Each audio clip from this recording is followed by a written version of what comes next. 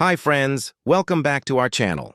In this video, you'll learn must-know Windows keyboard shortcuts that help you work faster and save valuable time. Ctrl+C is used to copy. Ctrl+V is used to paste. Ctrl+X is used to cut. Ctrl+Z is used to undo the last action. Ctrl+A is used to select all. Alt+Tab is used to switch between applications.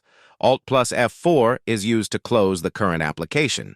Windows key plus D is used to show or hide the desktop. Windows key plus E opens File Explorer.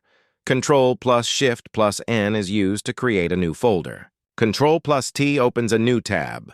Control+W closes the current tab. Control+Shift+T reopens the last closed tab.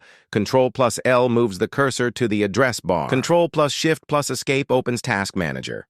Windows key plus R opens the Run command. Windows key plus I opens the Settings page. Windows key plus Shift plus S opens the Snipping tool.